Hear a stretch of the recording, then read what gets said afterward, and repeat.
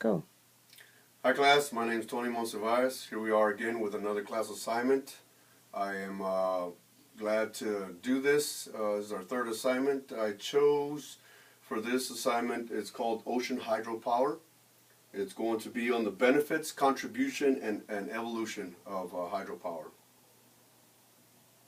Ocean hydropower, the purpose is to inform the audience about benefits, contribution, evolution of the ocean hydropower systems.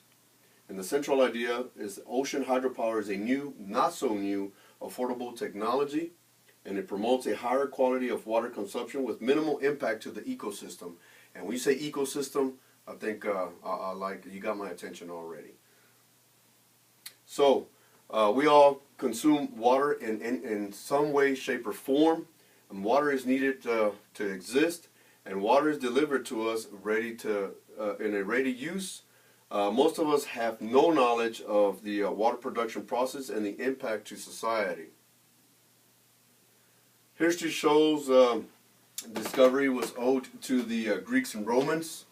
It goes as early as 100 BC, and it's the best way to maximize natural resources. It's the best method to produce green power. This brand new technology evolved from the water mill, and it's mainly used for irrigation and water distribution, which is what the Greeks and Romans did when I was doing some research on this. Because of the early stages, and they lived out in the middle of nowhere, they would use this in a way to make it work for them to distribute water for irrigation purposes. So, ocean hydropower overview. The method of generating the source of power delivered from the water movement.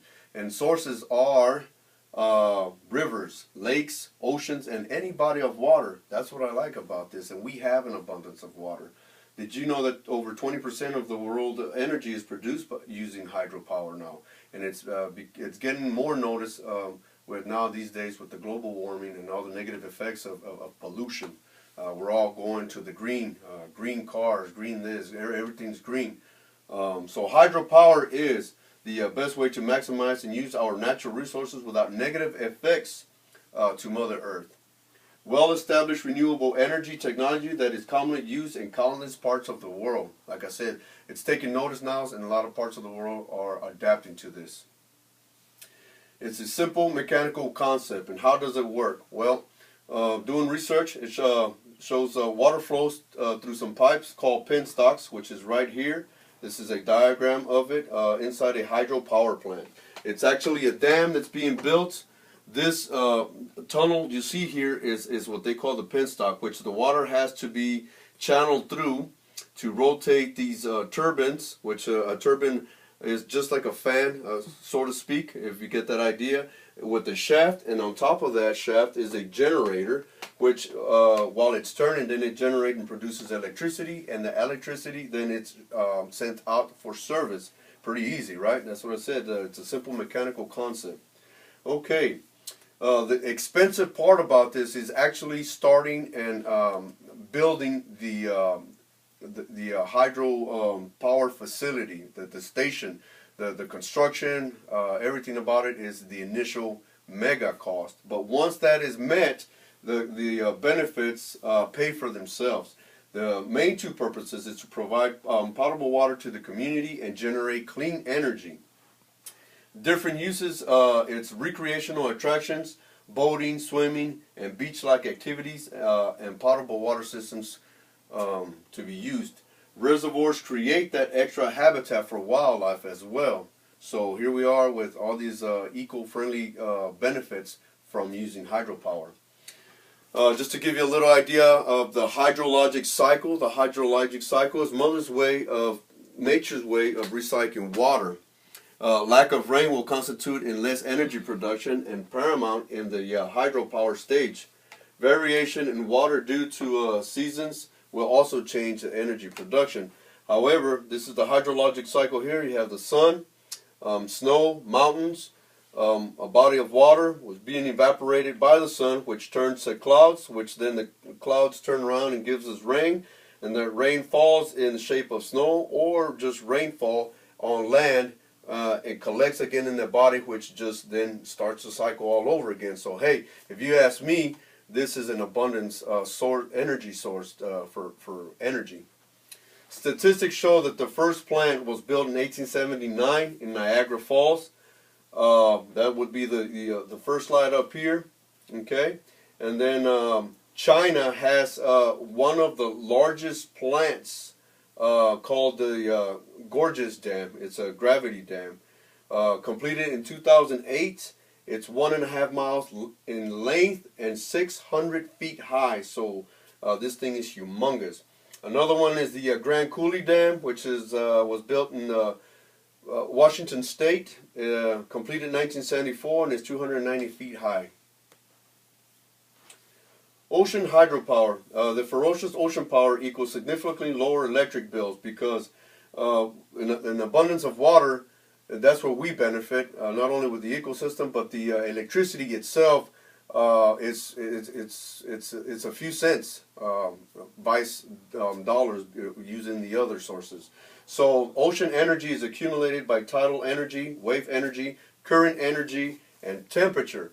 With technology now in these days, they are just coming up with numerous ways to harness the power of the properties and stuff that the water has to create energy. It's pretty cool. There's just a plethora of information out there on that stuff now. Alternative sources, the advantages and disadvantages over coal. Well, coal produces a dangerous toxic called the carbon dioxide, sulfur dioxide, nitrogen dioxide, and arsenic when trying to make the coal to produce energy. So all of those chemicals come out from just making that to produce energy. It's a non-renewable source. Once it's exploited in the region, they need to relocate, move to go find some more. And it requires transportation, which costs money, and then to move from point A to point B.